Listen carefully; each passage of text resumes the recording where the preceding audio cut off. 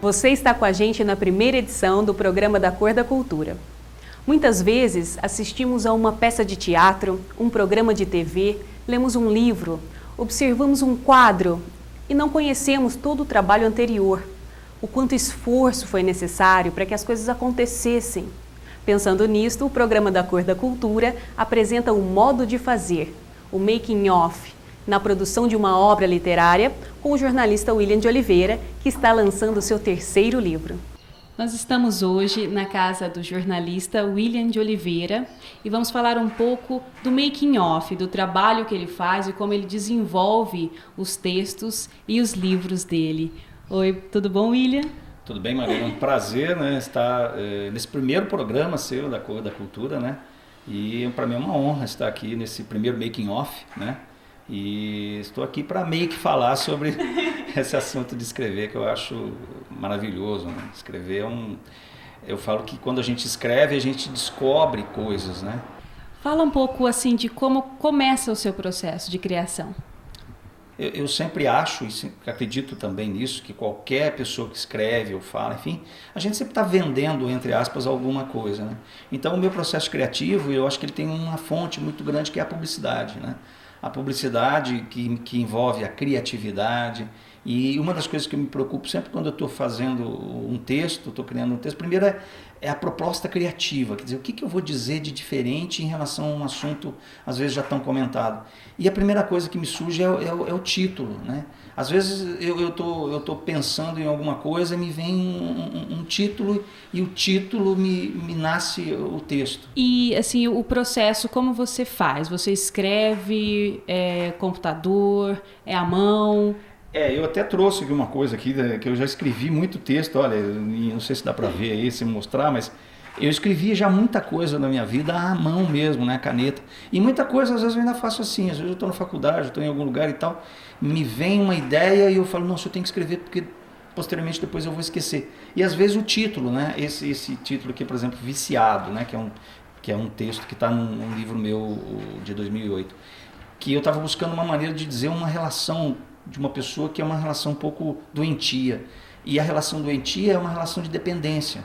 E uma relação de dependência é uma relação viciante. E daí para vir viciado foi a primeira coisa que me veio. Pô, viciado. E aí do viciado, por exemplo, o universo do vício, que é muito interessante, que é você ficar numa dependência da pessoa. Tanto que no fim do texto, só para, né, a gente não alongar tanto, eu falo, baseado no fim, baseado, né, no duplo sentido, eu já estou saindo de mim e vou viver em você. Que é uma maneira de dizer assim, que a gente está totalmente dependente de alguém, né? Vamos falar um pouquinho do livro novo? Veracidade. Fala um pouco desse título pra gente. Então, eu sempre falei do título, né? E eu tinha um outro título, que ainda bem que eu já não me lembro mais, para esse livro. E aquilo me incomodava e eu não estava muito satisfeito com esse título. E aí eu falei, poxa, eu preciso achar um título que signifique o que eu quero repassar mesmo, né, na própria capa. Tanto que você olhar aqui o Veracidade, essa capa, ou esse formato ainda está... A capa até já está basicamente formatada, né? Mas a ideia do Veracidade é justamente porque a gente vê a cidade da gente, ou vê o país, ou vê as coisas, na nossa maneira de ver, que é um buraco de fechadura, né? Primeiro que a gente tem uma visão muito limitada das coisas, tudo que a gente enxerga é muito limitado, as coisas são muito mais profundas, muito mais amplas do que a gente enxerga. Então eu quis dar essa ideia de veracidade, buscando talvez a minha veracidade sobre as coisas, que não quer dizer que sejam a verdade, mas que é a minha, e eu acho que nesse processo cada um tem a sua verdade, e no livro está a minha verdade sobre aquilo que eu acredito. E essa questão do buraco da fechadura, que eu acho que é legal do ponto de vista de que mostra que eu estou enxergando apenas um lado de uma história que é muito mais ampla, o universo é muito mais mágico, e graças a Deus que é assim, né? Porque se a gente tivesse uma verdade só sobre uma coisa, uma pessoa só escreveria sobre aquilo e acabaria, mas a gente tem N maneiras de ver as coisas com diferentes visões, né? E eu vi que no livro você traz um pouco de personagens da cidade, do milho pro cavalo. Conta um pouco dos personagens. Então, ver a cidade é uma maneira de você acompanhar e registrar, porque uma das coisas que eu faço questão também de frisar e fortalecer, que muito me honra, né, eu sou jornalista na essência, além de publicitário, mas eu sou jornalista. E sendo jornalista ou querendo exercer essa função, eu acho que a gente tem que ficar olhando as coisas e resgatando coisas, acompanhando as coisas, dando... Eu falo que está faltando no jornalismo local, não sei se podemos até ampliar um pouco, mas no jornalismo local, falta jornalistas opinativos, né?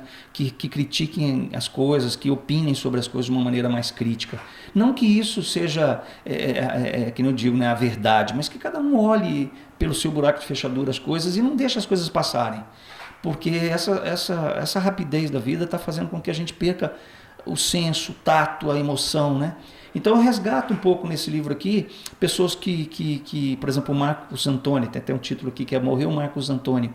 Quem que é Marcos Antônio? Ninguém sabe, ou muita gente não sabe. Foi o Pé na Cova, né? Que foi uma personagem, e dentro do texto do personagem, dentro do texto desse personagem mesmo que ele foi, que é uma pessoa que na década de 80 fez parte de muita coisa na cidade, o Pé na Cova, no seu jeito, ele construiu uma parcela da história de Poços. E é preciso que se resgate isso. E você tem algum texto favorito?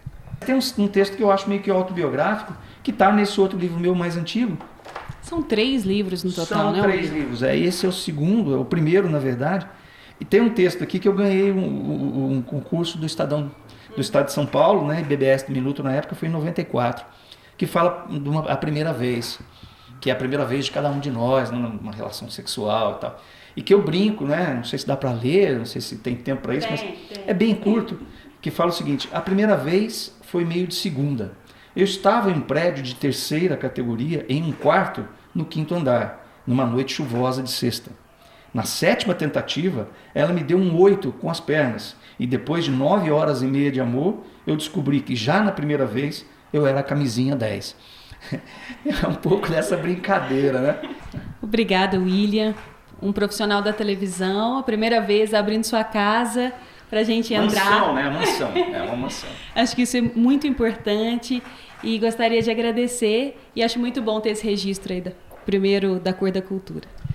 Eu fico até honrado mesmo de participar desse programa. Eu quero desejar a você, toda a sua equipe de produção, que eu me incluo também, muito sucesso, né? Que o da Cor da Cultura venha mostrar todas as cores que a cultura realmente tem, de uma maneira leve, simples, acessível à população, porque às vezes a cultura fica meio no estigma da cultura, né? E eu tenho certeza que você, com o seu jeito, com a sua produção, com pessoas tão capacitadas que estão à sua volta, que eu estou vendo aqui, tenho certeza que você vai construir todas as cores da cultura. Sucesso! Estamos apresentando Da Cor da Cultura. Da Cor da Cultura, da Cor da Cultura.